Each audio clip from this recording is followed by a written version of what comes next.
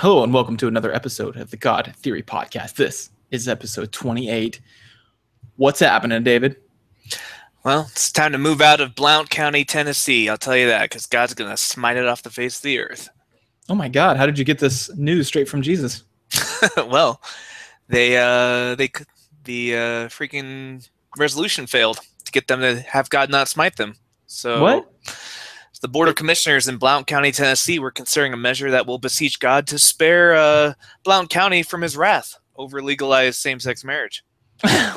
Wait, they filed a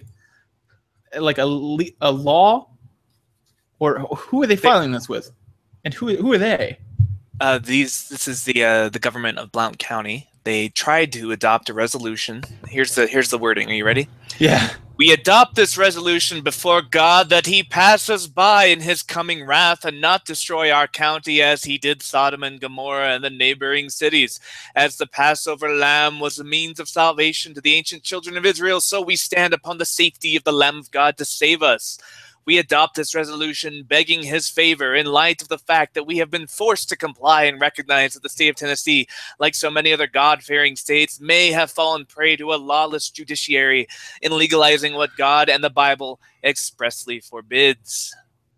So they were hoping that by filing a law, or by passing a law, or just a statement, a decree, like I don't understand. Yeah, it's not a law. It's just like we all vote on putting this on the records, basically, that we do not agree. We're sorry, God.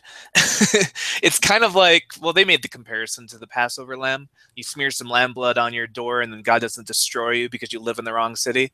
Yeah. It's like that, only a resolution, so it's more bureaucratic. Oh, and that smearing of the blood thing, that has its roots in different than Judeo-Christian. People are like, oh, that was an allusion forward to Jesus, and then the wood on the blood on the wood for the cross. And I was like, you guys are really stretching here. But no, lots of like pagan type cults do like salt, or they would do lamb's wool. They would paint blood on things. I'm not sure about door frames. I can't remember that one specifically, but that sounds like non-believer bullshit. So that's a good point. But basically, it failed to pass. Even in Bumblefuck, Tennessee, they couldn't get the votes to make that a resolution on the books. So, yeah, this is your last chance. If you're living in Blount County, you need to get the hell out before God destroys you like Sodom and Gomorrah. And I guess the rest of the country, too, since it's not just Blount County. But I don't know. It seems like kind of an asshole move. Like, well, God's going to wipe out the rest of the country, but let's see if we can get him to spare our small county. Yeah, that's just weird. That's just weird. There's so many things that, like, now that, I've been away from the faith for a while, things that just like shock me. Like, for example, I said the other day, I was like, well, that's just because this is a newer language, right? The Romance languages are they're just a little newer than, some of those other ones. And they were like, what do you mean newer? And I was like, it's like we developed ways of speaking, and over time we segregated, and this is just kind of a newer one. So, and they're like, well, they all happened at the Tower of Babel. I was like, holy shit, I forgot about this. I forgot that's a thing. Or another one, I was like, well, it's an older religion, so it's probably got the person that influenced which religion influenced the other one is probably the newer one was influenced by the older one. And they're like, no, Christianity goes back to the beginning of time. Adam and Eve were Christians. I was like, oh, yeah, my God, I forgot. That too. Adam and Eve were like the first Mormons. It's a restoration, not a founding. Yeah, it's so weird. Or like the Protestants. I had an argument the other day. Christians Baptists. Yeah, they're not Protestant because they're the real, super real Christianity. Yeah. Yeah. So weird. Man, there was this epic, the Freedom from Religion Foundation, Sam Grover. He sent the Blount County a letter, and I'm going to read you a paragraph from it because it was amazing. He says, "It is not the Commission's duty to promote these biblical ideals which have no place in modern society. The Bible, which incidentally has more to say about shellfish and foreskin than about same-sex marriage, is not the law in Blount County, Tennessee, or in the United States." So that's a great letter. Wrecked. Oh, man. Sometimes I wish I could just write something like that eloquent, or hopefully get away with that. Oh well, these people, they're doing God's work. Yeah, they are. I love that God is like so bureaucratic though that he's like, oh, there's a binding resolution. I guess we'll spare that one the meteor shower. He's got this little like legalistic force field over Blount County, and the rest of the country goes up in flames. Yeah, or that somehow, don't you think that if the intent was there and he's a good God, that he would probably not fry the shit out of you? I don't know. If But he's a good God, a lot of Christianity doesn't make sense anymore. yeah, we kind of went over that one time. But their assertion is that he is right. He's not going to fry anyone that doesn't deserve it. It's not like just by passing a resolution you've now proved that. Certainly he was like, "Ooh, man, in the books I know you guys were just about to pass that resolution tomorrow, but the smiting came today, and You were down. You lost a vote, but there's Yeah. precedent for that, right? Like the Sodom and Gomorrah, like there's precedent of saying like, oh, you live in a place that's pretty wicked, you're all getting wiped out. That happens in the Bible all the time. That's what the Passover lamb blood was all about. It's like, oh, you live in Egypt, you're gonna die unless you do this small like stupid thing. Geez, yeah, someone who had balls, like, or guts, or whatever you want to say, is Veggie Tales. Are you familiar with Veggie Tales? Yeah, I didn't grow up with it, but I'm familiar with it. It's Christian evangelical vegetables who teach children how to not think critically. Yep, that's it. Yeah, I mean, if you can buy the fact that these vegetables don't have hands and they can manipulate their environment, sure, they can buy the thought of an invisible God. But No. they, that's funny. That's one of the indicators I gave Elijah. He was like, "How are we supposed to know what's true and what's not true when people tell you things?" Because it spawned from like a God thing. Because he was talking about Cub Scouts, and they have to make you say God, I trust in God or whatever. And I was like, well, listen, sometimes this is weird, but sometimes people are going to force you to say something, and you have to determine if it's worth doing. Because there are such things as white lies, for example. Like if I said, "How's the food, Elijah?" and I spent all this time making it just for you, and it's your birthday, and it's about a 5, and you say it's a 7, that would be something that would be like kind of a white lie. Or if you say something like, "I was totally wrong. You're saying that, but really what you mean is, I played a huge part in this and I'm sorry." Things like that. I was like, well, this is kind of one of those scenarios. And then he's like, well, how can I know for sure what's true and what's not then if people aren't saying things that are always true? And I was like, it's a good question. I'll tell you an indicator. If it's invisible, it probably doesn't exist. Okay. So if we can't measure it or see or tangible in any way, then no one's going to. Hey, have you ever seen $1 million? You ever seen the wind? No, but one time I wrote a $44 million check and I took a picture on my phone because I was working for the Pinnacle Group and we had to buy some plane. I think it was a plane. We were buying a company, but I wrote it and I was like, oh, and I don't sign it, of course. I was accounts payable, but like I wrote out the check for him to sign. I took a little picture of it. Wow. I felt so important that day. Now I know what it feels like to be Donald Trump, except not as much of an asshole. So. You haven't bankrupted any companies. Have you seen that video? The video of it says Donald Trump, my drunk neighbor. No. Oh, it's hilarious. You know how like when people get super drunk and they start saying weird shit. There's like, I think that maybe it's not time. Maybe the American dream is dead. And like that's it. This guy does a pantomime of it basically, or he mouths it. But it's Donald Trump's actual voice, things he's actually saying. And he's like, hey, this is a wall. We need it bigger. That one's too small. Bigger. And like he's doing it with his face, but he's drinking obviously while he's doing it, so he looks just shit faced, and he's wearing like an American flag shirt. It's hilarious. One of my favorite Trump things on the internet is the quiz where you have to guess if Donald Trump said it or Judy Bluth from Arrested Development. Yeah, there was one about the guy from there was a bully in one of the old cartoon or old TV shows. He was a famous one. I don't remember who it was. It was him or and yeah, I think it was Donald Trump too. But anyway, that reference went nowhere. Sorry, I couldn't remember more of that. But yeah, this is hilarious where you can't tell the difference. You're like, I don't know. That genuinely could have been anyone. Because it's like, if you weren't born here, it's your fault. Get the fuck out. It's like, who said that? Was this totally evil person or Donald Trump? Or Donald Trump. Yeah. I see what you did there. Yeah, so that's funny. But, also in the news, get this. Why did I put my little news thing and put it down? I'll save that one for later. You've heard about this, the Republican Party, like, dissolving? Yeah, I've seen them kind of go at each other. Are they actually breaking up? Is the band breaking up? Yeah, I think the band's breaking up, bro. Like, all these people are talking about it like it's, like, they're... Because apparently... Is it Boner? Is it pronounced... Or Boehner? Probably... I don't know how he pronounced it. Probably pronounces a different way than Boner, but... Speaker of the House, yeah, he's stepping down. After, like, what? A few months of being there? the speaker. But apparently, it's just the idea is that the Republican Party has become so extreme in its requests, and that no one can possibly do it. Like no one can repeal Obamacare. No one can, shut down every abortion clinic. No one can, undo gay rights. No one can unlegalize marijuana in certain states, right? As a federal level, you can't make a state unlegalize something, right? But that nobody can hold the mantle and actually do it well. So then you get these caricatures like Donald Trump, right? Who he is the embodiment of everything everyone wants in the Republican Party, right? All these fake promises that are being written to people like, oh yeah, we can totally undo all these progressive things that have happened recently. But they can't. And so I think that it takes a crazy person to hold that standard. And if they don't, they're going to quit, like this guy. Not that he's not crazy, but I hope they don't quit, because Bobby Jindal, Louisiana governor who's been trying to run for president, he's going to be able to stop school shootings and mass shootings. So we need him. He must. Did you see that article? He came out with a who's to blame for the one of the mass shootings last week. I hate that I have to specify one of them, but we seem to have them almost daily now. He says last week's mass shooting at Oregon Community College was a result of the shooter's failure of a father, single mothers in general, legal abortion, pop culture, and other instances of cultural rot. And he also added on a radio show that the separation of church and state was also to blame for mass murder. Holy shit! I guess I don't need to do any more research.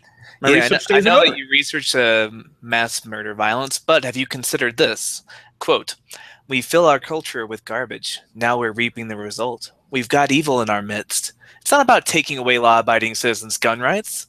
It really is about going after the cultural decay, the moral rot we see in our society.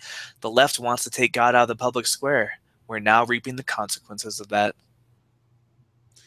Wow, that's a weird theory. So they asked him what he could do as a president to stop that, and he says all you have to do is have a president that will unapologetically talk about his faith. Because, politicians are usually very shy about talking about God. So we need someone who's bold enough to take that stance and say, I'm a Christian just like the majority of you. Yeah. I know that I'll probably get repercussions, and that's bullshit. There's like a mass prayer that happened. I heard this on NPR the other day. There's a huge prayer that all Congress is supposed to show up to. Is praying over some tragedy or something. And I can't remember which representative didn't, but they didn't go. Some congresswoman, and she got flack for it. And I was like, dude, if she's not, if you're praying, if you're closing your eyes and mumbling to invisible people, and that person just doesn't happen to believe in those invisible people, that shouldn't be a bad thing. It's like, well, it's not their thing. But I don't know. Have you seen that meme that was like, oh, really? Is it the fact that God is, somehow dishing out his wrath with these school shootings? Oh, maybe you should tell St. Mary Catholic Church, and it names all the religious schools, and then it says actually ran out of room in this meme before I could list them all. Yeah, there's tons. I like the one too where it's like, God, why did you not stop the school shooting? He's like, well, I'm not allowed in schools, and they're like, well, technically you are. Teachers just can't promote faith. And he's like, oh, my bad. Yeah. Oops, my bad. Awkward. I kind of think that, okay, so this Republican Party thing, I kind of think that they've just isolated themselves. They kind of stuck their feet in the mud, and it's like, I'm not moving, just stamp their foot down. And then all of society is moving. And so now they're so extreme that, it's like you could never get there again. We're too far forward now. We're not going back. That's kind of what I think. But then that's led some people to speculate that the Republican Party is going the way of the dodo bird. Well, we've been speculating that for a while, but I would rather, it seems like the dodo bird died off a lot faster. Yeah. Dude, and we need, okay, here's what we need. I don't know how to do this, but we need young people to get out and vote. Apparently there's only representation. Most of the votes are coming from the super rich and the people who are making a lot of money in general. And a lot of youth, especially poor people, just aren't voting. They're just not doing it. Well, yeah, they feel disenfranchised. It's a study that money is a freedom of speech. So if you vote and statistically it makes no difference, then why go up against the corporations who can buy senators left and right? Yeah, I guess, except we can if we really do it. That's what spawned me to start getting into politics, was because, someone was like, actually, statistically, we measure this stuff. It's my advisor who he measures social movement and diffusion of information and ideas. Mm-hmm. And you can reliably see things happen very well. If the way it spreads, it'll go to these to these people, and then like, you know, like let's say you or I know someone who's very active on social media or whatnot, or just in general, and they inspire other people to do the same. If you say I'll bring 1 or 2 people to the polls this year, and next year I'll bring 1 or 2 people, more people, and check up on those old people, eventually it's going to spread to someone who actually, you know, is in charge of something, that they can get someone there. It just seems to happen. That's how these things spread. So it's worth a shot. Yeah, maybe. But anyway, it almost goes to like what we were talking about the other day about crystalline structures and organic changes. You know, like will the church fracture and become completely irrelevant overnight, or is it something where it's going to keep changing and become more and more and more moderate until, you know, it's just there's indistinguishable from progressive positions, which I kind of think it's doing both, really.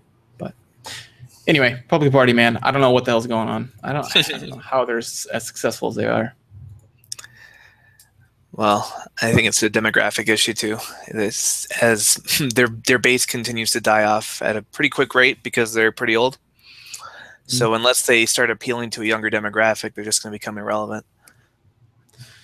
That'd be good. Yeah, I mean, you get things like The Tonight Show and Saturday Night Live. Yeah, everybody's kind of poking fun. Some of the best comedies poke fun at them. Like look at 30 Rock. They relentlessly made fun of Republicans. Yeah, so like that one where he's like, "Oh, sir, I don't vote. I just write God in." And he goes, "Yeah, we count those. Those are Republican." They're voting for president. It's weird. Do you think that the party that sort of coined the expression "winning the hearts and minds of the people" would know how to do that? Oh my God, did they ever not? Sent us in Iraq, and oh my God, we're winning no hearts or no minds. Wow, yeah. Neither abroad or at home, as it turns out. Yeah, we lost a lot of money just paying people who claimed that we ran over their car in a tank. Maybe we did. I don't know. But certainly not all of them. Certainly a couple of them were lying. In fact, probably most of them, because they didn't have to bring any like hard evidence. We just kind of paid them to help win the hearts and the minds, and that wasn't helping. You can't be an invading force and be like, these guys are cool. That's awesome. Even if the Australian forces came over, and those guys were rad, and if they came over and they're just like, "Aye, what's up, mate? We're just going to sit here for a while." We're just going to occupy your country a bit. It's all right. It's for your own good. It's for you. And you're like, "Oh, they look like shrimps and these Barbies. We're having a great time." But no, that's not going to happen. Eventually, you're going to be like, "Yeah, but it's still my house. Wish you would kind of get out." And it's like, "Oh, it's not that bad, is it? Just walking around my junk, hanging out." Oh, yeah. No, we'd go Red Dawn in like an afternoon. Exactly. So, I mean, no matter how much you're paying us, we may like it, but you know, it's not worth it. So anyway, I don't want to ruminate about that bad thing. What's that transition? Speaking of that, ruminating about things in the past, I thought this was interesting only because one of the things about happiness or living the good life that, like, you know, Socrates and Aristotle, all these people were, you know, trying to push towards, ancient philosophers, it's kind of the group of people that do that now, besides philosophers, is psychologists. We're trying to get the good life into people. And so sometimes I'll bring up mental health type things on here. You may notice there's a little bit of a theme. But yeah, this one's pretty weird. If you have something, do you occasionally just sit around and you think of something really shitty or really embarrassing you did and go, do you ever do that? I'm sure I have, yeah. Oh, maybe you don't do it as frequently as I do. Maybe I kind of I try not to think about anything bad I've ever done. It helps me stay arrogant. There you go. Me, I tend to self-flagellate sometimes about old ideas. And why does it sound weird? Flagellate. Fatulate? Fatulate is farting. Relate things. Yeah, okay. So sometimes I think about something, I'm just like, oh God, that was horrible, or oh, that's so embarrassing, or whatever. But here's the weird thing. I don't see why this is that interesting. Well, okay, but whenever we do these things, they came out with these studies, and I thought this was interesting because I'm reading a lot of papers, and they found that people who or activities that were more like negative emotional, we thought were closer. We described as temporally closer, which means closer in time. Like we were like, oh man, it felt like it was just yesterday. Right. Whereas, the neutral events, not so much, obviously. But what's cool is like I was talking about on the other podcast, prediction and control is the other two parts of science. So descriptive, predictive, and offers control. Here's what we did. We flipped it around. We said, well, what if we make someone, if we emphasize the fact that this is a long time ago and, or whatnot, or it's a far away in the future, you don't have to worry about it. Yeah, it actually worked. It made people help them kind of defuse from it, right? So that it affected them less emotionally. So I thought that was pretty cool. Why did I write that down talking about it here? I don't know, but I did. So just in case you need anything, you can be like, oh, now I know how to console people like that, or console myself by being like, okay, it's a long time ago. Nobody remembers that crap. So wait, you're saying that emphasizing how long ago it was actually helps people feel less bad about it? Yeah. Which is pretty cool. I rarely in my readings go, oh, that's pretty cool, because a lot of my stuff is it's about patient behavior inside of healthcare systems, and that's not really interesting, but I thought this was. So, but as I reviewed it just now, I'm just not really sure why I brought that up. So anyway, what else did you find in the news? Just your standard things. The Deep South is still fighting to stop gay marriage from being a thing, even though it's clearly a battle that's over. Did you hear about what was going on in Alabama? No. Well, these probate judges found this super old loophole to deny marriage licenses to everybody. So let's go in the Wayback Machine to 1961, when Alabama's white cracker legislature tried to preserve racial segregation. And they rewrote state law to make it optional for counties to issue marriage licenses. So they're trying to, and this is a parallel we see a lot with the people opposing gay marriage. They use a lot of the same playbook that the anti mixed race people did. So they rewrote the state law to make it optional for counties to issue marriage licenses. So now, fast forward to 2015, these judges, who are their spiritual successors, have dug up this old amendment and said, hey, you know what? Instead of risking issuing even one wedding license to same-sex couples, we can just stop issuing marriage licenses entirely. So in at least 9 of Alabama's 67 counties, judges have quit issuing marriage licenses since the same-sex unions have been legalized by the Supreme Court. Wow. Kind of, cutting off your nose to spite your face. Yeah. And we have a quote from Nick Williams, a Baptist minister who is he's also a probate judge. So you want to talk about separation of church and state? This guy's a Baptist minister, second job, probate judge in Washington County. He says, it is a religious freedom issue, but more than I believe, it is a constitutional issue. And he has said that he would go to jail before he would approve of a marriage license for a same-sex couple.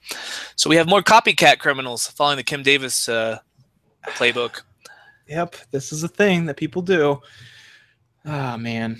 So the judges are basically inconveniencing all their citizens for extremely selfish reasons, talking about freedom of religion, but they're just making all the taxpayers in that county have to go out of the county to get their marriage license. So it's just a I'm taking my ball and go home strategy that conservative far-right Christians have been doing since they lost. Right.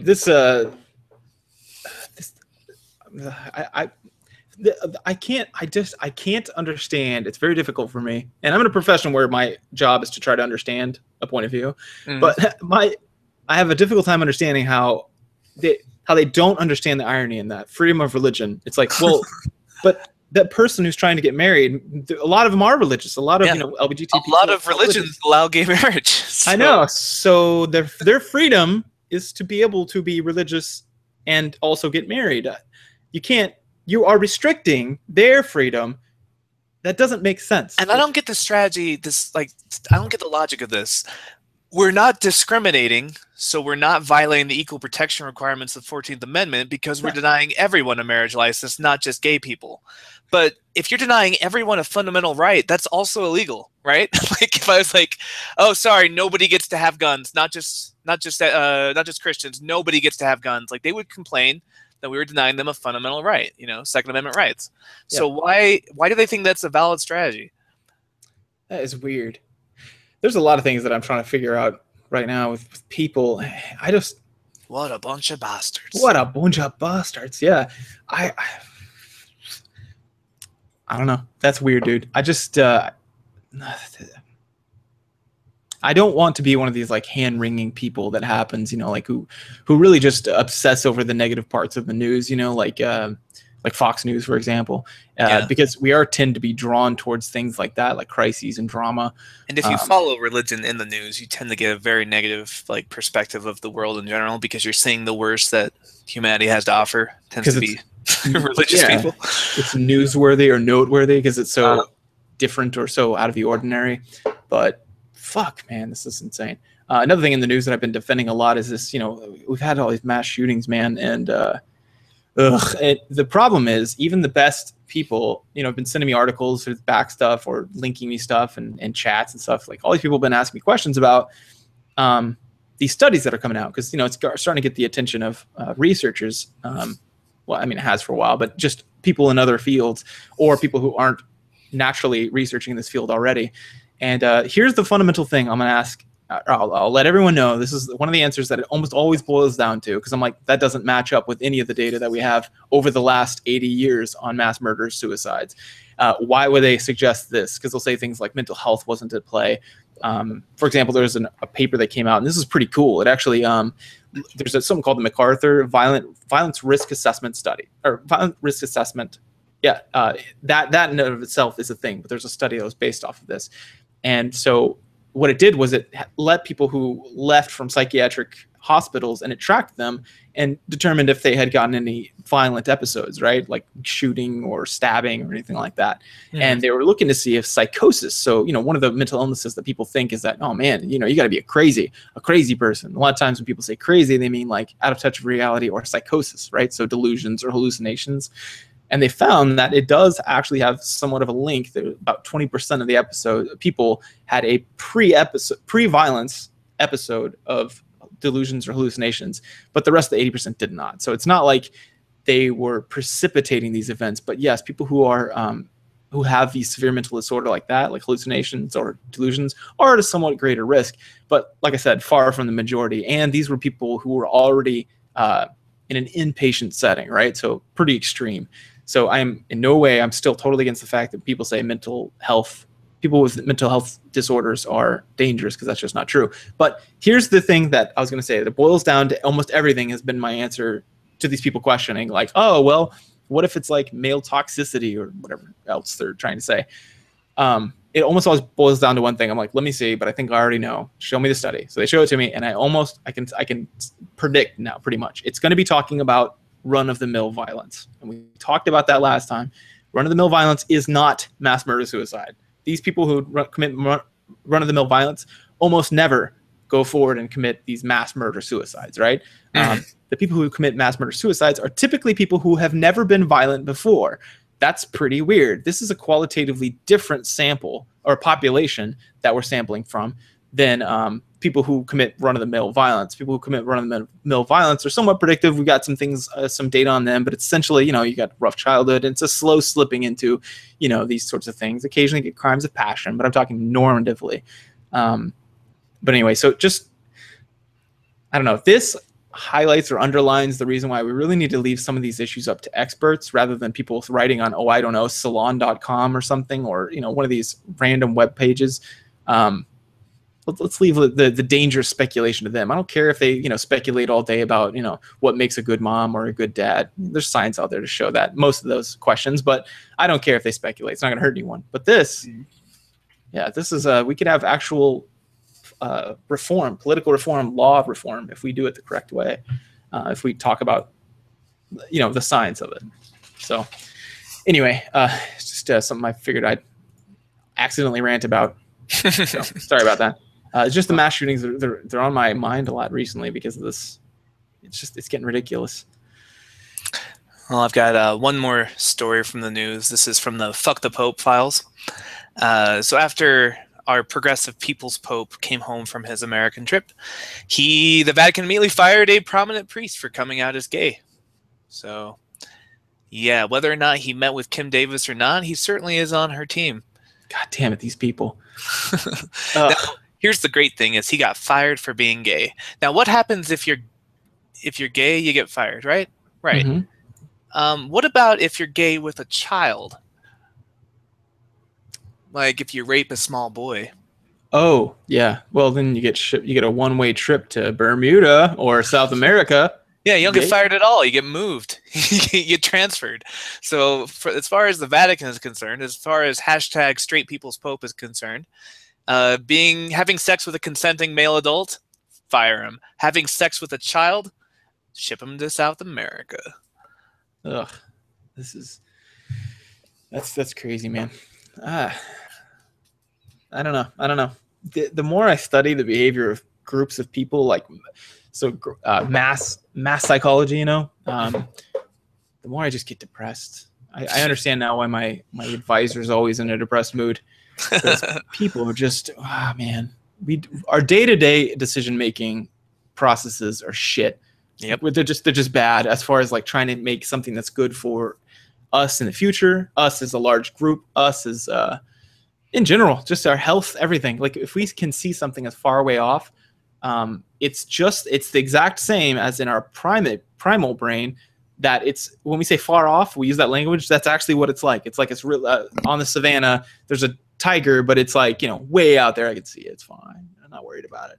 I don't need to take any precautions yet. Like that's how we treat it. These ideas that are necessary, that they're going to happen, like global warming, or like we're kind of ruining ourselves. We are not a self-sustaining species, but the weird thing is we can see it. We know we're not. But we're not doing enough to fix it with the immediacy that we are. It's like we have just enough sentience to see the train coming, but not enough to step off the tracks. Yeah. It's oh god, I get so depressed with this kind of stuff. But anyway, there was something. Okay, so somebody had mentioned our last time. It was about male toxicity, right? Like, there's this weird theory in gender studies and some of these not real academic studies. Just kidding, by the way. I'm being tongue-in-cheek, but they have this idea some people prescribe to, which is that the male species has worked itself out of evolution, basically, or we're not necessary anymore, which is probably true. Like we don't need to be fighting wars anymore. We can talk things out, So our testosterone, that violence to action that you've had, if you've ever taken any testosterone bumps or anything like that, or just been a male in his puberty, it's not as useful in this day and age as it was in the Stone Age. Yeah. So that would be my very generous premise that I'll give you for sure. But then it just goes off the deep end. But as it turns out, there is some of these violence in general. The funny thing is that a lot of times these people perceive themselves as less masculine as far as gender norms goes. There's been a couple studies out about this. One just came out in August, and it looked at people who are consider themselves like highly masculine, or use terms like macho or alpha male. Yeah. Traditionally, male behaviors like risk-taking, substance misuse, acts of aggression, things like that. These people did not identify with that, and that put them at higher risk of violence. So the funny thing is, there may be some truth there as far as like the gender norm idea of males being this way. If we feel that we have failed that, and if that's important to you, like me, it's not. I don't care if people are like, you're not the typical male. I'll be like, fuck no, I'm not. Like, and I'm fine with that. But these people who it's important to, I suspect, and we don't know this, but this is my speculation, is that people who it's important to is the part we haven't measured, and I'll bet that's the interaction with falling short of these gender norms. That's going to put you in risk of maybe being frustrated with society, maybe being frustrated by standards, feeling like there's no hope, things like that. Then there's probably some other things that come into play, and we don't know yet. But so there is some possibility that these constructs of gender have something to do with it. So I wanted to kind of correct that from last time. Well, patriarchy hurts everybody. Yeah, exactly. Yeah. But anyway, yeah. Well, another cheerful episode, thanks to religious extremism and our species' tendency towards tribal thinking. Yeah, well, I mean, like I have plenty of encouraging things to say, but they don't make as good news. So I guess I'm playing into the system here. Yeah, a little bit. Yeah. Part of the problem. Hey, wait! I did do the one that if you perceive it as temporally further off, right? Like further in time, then you can save yourself some heartache. So there's your end note that's positive. You're well played. Well played. All right. Well, I suppose that wraps us up then. All right. Well, we'll see you guys next week for another God Theory podcast. Yeah. Thanks for hanging out.